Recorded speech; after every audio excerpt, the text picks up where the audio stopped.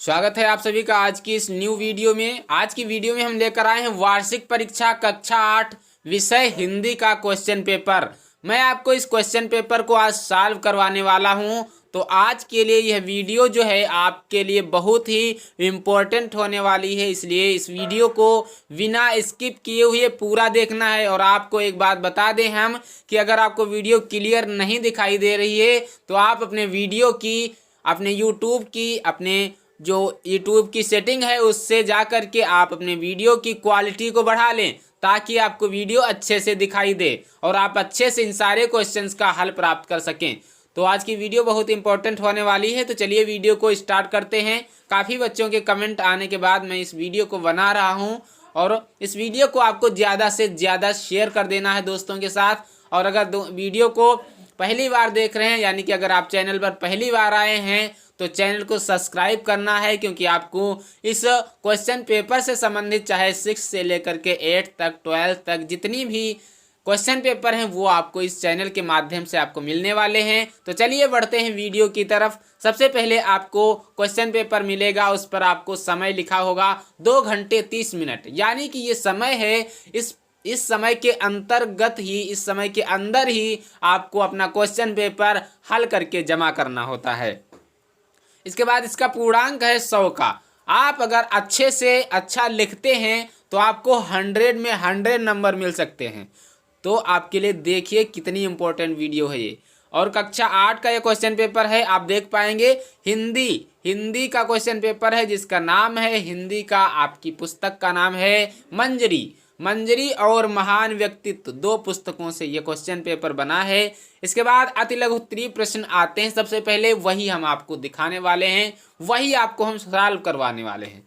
तो चलिए बढ़ते हैं। पहला प्रश्न हमारा है कि बिंदु का विवाह तय करते समय क्या धोखा किया गया। इसका उत्तर आपको उत्तर पुस्तिका में लिखना होता है। तो इसके उत्तर में आपको लिखना है कि बिंदु का विवाह तय करते समय यह बात छुपाई गई थी कि उसका पति पागल और सास बेरहम थी। ये बात उससे छिपाई गई थी, यही उसको धोखा दिया गया था।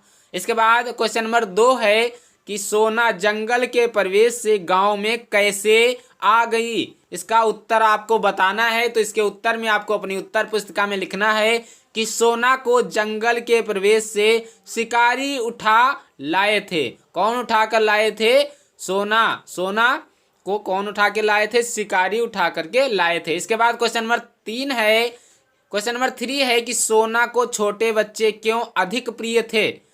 तो इसके लिए इसके उत्तर में आपको लिखना है कि सोना को छोटे बच्चे अधिक प्रिय थे क्योंकि उनके साथ खेलने का अधिक अवकाश रहता था। क्योंकि जो छोटे बच्चे होते हैं वो कहीं पर जाते नहीं हैं, वो सिर्फ दिन भर खेलते रहते हैं और उनके पास खेलने के लिए पर्याप्त समय होता है। इस कारण से जो सोना थी उसको छोटे बच्चे अधिक प्रिय थे। इसके बाद क्वेश्चन नंबर 4 है नर्मदा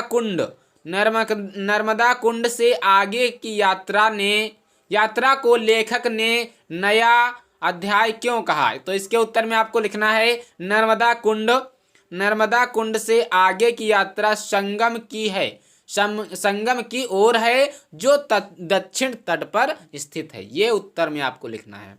इसके बाद बढ़ते हैं क्वेश्चन नंबर 5 की तरफ।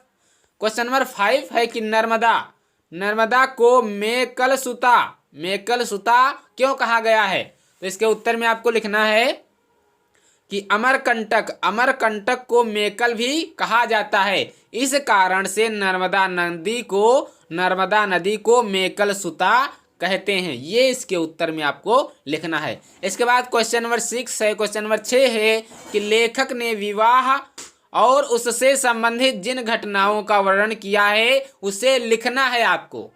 तो इसके उत्तर में आपको लिखना है कि विवाह में दूल्हा दुल्हन के पैर पूजे जाते हैं। आपको पता होना चाहिए। और क्या होता है कि 4 भंवरें लड़की के घर पड़ती हैं और 3 लड़के के घर होती हैं। इसके बाद क्वेश्चन नंबर 7 है नेह का आह्वान फिर से कवि का क्या आशय है, से कवि का क्या अर्थ है। तो इसके उत्तर में आप लिखेंगे कि नेह का आह्वान फिर से कवि का आशय है, कवि का अर्थ है कि नेह का मतलब होता है स्नेह, आशा से युक्त होकर नए सृजन कार्य में व्यस्त होना। ये उसका आशय है, ये उसका अर्थ है। इसके बाद क्वेश्चन नंबर 8 है कि निराशा में आशा का संचार किस रूप में होता है। तो इसके उत्तर में आपको लिखना है कि कवि को निराशा में आशा का संचार प्रेम और स्नेह में हुआ था। तो ये आपको उत्तर में लिख देना है। इसके बाद क्वेश्चन नंबर 9 है आपका कि सतत संघर्ष और निर्माण की क्रियाओं की उपमा कवि ने किससे की है। तो इसके उत्तर में आपको लिखना है कि सतत संघर्ष, सतत का मतलब होता है लगातार, लगातार संघर्ष और निर्माण की क्रियाओं की उपमा कवि ने नीड़ का निर्माण फिर और नेह का आह्वान फिर से दी है। इसके बाद क्वेश्चन नंबर 10 है, क्वेश्चन नंबर 10 है कि बचपन में लेखक के घर कौन कौन सी पत्रिकाएं आती थी। तो इसके उत्तर में आपको लिखना है कि उसके घर में, लेखक के घर में आर्य मित्र पत्रिका, साप्ताहिक पत्रिका, वैदोदय पत्रिका, सरस्वती पत्रिका और गृहिणी पत्रिकाएं, ये पत्रिकाएं लेखक के घर में बचपन में आया करती थी। इसके बाद क्वेश्चन नंबर 11 है मुंदराबाई उदास क्यों थी। तो इसके उत्तर में आपको लिखना है क्योंकि मुंदराबाई को उस दिन युद्ध में मारे जाने का आभास हो गया था, इसलिए जो मुंदराबाई थी वो उदास थी। इसके बाद क्वेश्चन नंबर 12 है, क्वेश्चन नंबर 12 है कि रानी ने रामचंद्र देशमुख को क्या आदेश दिया। इसके उत्तर में आपको लिखना है कि रानी ने रामचंद्र देशमुख को दामोदर राव को सुरक्षित दक्षिण पहुंचाने का आदेश दिया। इसके बाद क्वेश्चन नंबर 13 है, ये लघुत्तरीय प्रश्नों से है जो आपके आते हैं। तो क्वेश्चन नंबर 13 है कि संत गाडगे जी का नाम क्या था। तो इसके उत्तर में आपको लिखना है संत गाडगे जी का नाम देबूजी झिंगराजी जाड़ोरकर था। इसके बाद क्वेश्चन नंबर 14 है कि निम्नलिखित शब्दों के दो पर्यायवाची शब्द लिखिए, जैसे कि आंख, वृक्ष, आदमी, ईश्वर, इनके आपको दो पर्यायवाची शब्द लिख देना है। पर्यायवाची का मतलब होता है अन्य नाम, जैसे कि आपका स्कूल में कुछ और नाम है, घर में कोई और आपको नाम पुकारता है और दोस्त आपको किसी अन्य नाम से पुकारते हैं, लेकिन आप हैं तो अकेले ही, तो ये आपके अन्य नाम हो जाते हैं, ये आपके पर्यायवाची शब्द हो जाते हैं। तो इसी प्रकार से हम पर्यायवाची शब्दों को पढ़ेंगे, जैसे कि आँख को हम चक्षु भी बोलते हैं, नयन भी बोलते हैं, दृग भी बोलते हैं, लोचन भी बोलते हैं, लेकिन आपको यहाँ पर सिर्फ 2 लिखने हैं, तो आप चक्षु या नयन लिख सकते हैं। इसके बाद वृक्ष का आपको बताना है, वृक्ष को हम पेड़ बोलते हैं, विटप बोलते हैं, ये 2 हो जाएंगे। इसके बाद आदमी का पर्यायवाची मनुष्य, कांत, ये होता है। इसके बाद है ईश्वर को हम भगवान और प्रभु के नाम से जानते हैं, ये इसके अन्य नाम होते हैं। इसके बाद क्वेश्चन नंबर 15 है कि लेखक को अंग्रेजी में सबसे अधिक अंक पाने के बाद उपहार में कौन सी पुस्तकें मिली थीं और उनसे लेखक को क्या जानकारी प्राप्त हुई थी। तो इसके उत्तर में आपको लिखना है कि एक किताब पक्षियों की जानकारी से संबंधित और दूसरी किताब में पानी के जहाज़ों की कथाएं थी, और इनसे क्या था कि इनसे लेखक का पक्षियों से भरे आकाश और रहस्यों से भरे समुद्रों की जानकारी मिलती थी। इसके बाद क्वेश्चन नंबर 16 है कि रामकृष्ण की भक्ति देखकर लोग क्यों आश्चर्य करते थे। इसके उत्तर में आपको लिखना है कि रामकृष्ण दिन रात साधना में लीन रहते थे और इसलिए अतः लोग रामकृष्ण की भक्ति देखकर आश्चर्य करते थे। तो ये थे लघुत्तरीय प्रश्न। इसके बाद आते हैं आपके दीर्घोत्तरीय प्रश्न। दीर्घोत्तरीय प्रश्न थोड़ा बड़े होते हैं, इनको आपको अपने हिसाब से करना है, ये आप कर लेंगे, हमें पता है। तो प्रश्न नंबर 17 है कि अमरकंटक से डिंडौरी पाठ का सारांश लिखना है। सारांश का मतलब होता है संक्षेप में आपको उस कहानी का, अमरकंटक से डिंडौरी की पूरी कहानी आपको लिखनी है। इसके बाद क्वेश्चन नंबर 18 है कि प्रयागे त्रिवेणी तटे भविष्यति, इसका हिंदी में अनुवाद कर देना है।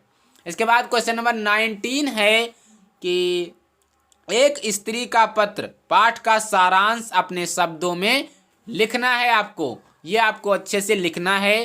तो आपको वीडियो कैसी लगी आपको कमेंट बॉक्स में कमेंट करना है। और अगर आपको किसी अन्य सब्जेक्ट का क्वेश्चन पेपर चाहिए तो आप हमारे चैनल को सब्सक्राइब करके रखें। हम आपको प्रत्येक सब्जेक्ट का क्वेश्चन पेपर अवश्य प्रोवाइड कराएंगे। और अगर आपको किसी सब्जेक्ट का हल चाहिए, किसी भी क्वेश्चन पेपर का हल चाहिए, तो भी आप हमें कमेंट बॉक्स में कमेंट अवश्य करें। हम आपको उस सब्जेक्ट का हल भी प्रोवाइड कराएंगे।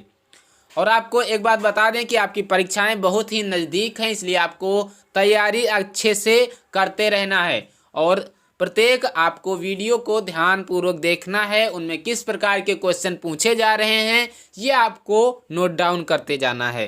तो ये था कक्षा 8 हिंदी का क्वेश्चन पेपर और इसको हमने सॉल्व करवाया। आशा करता हूँ आपको वीडियो पसंद आई होगी।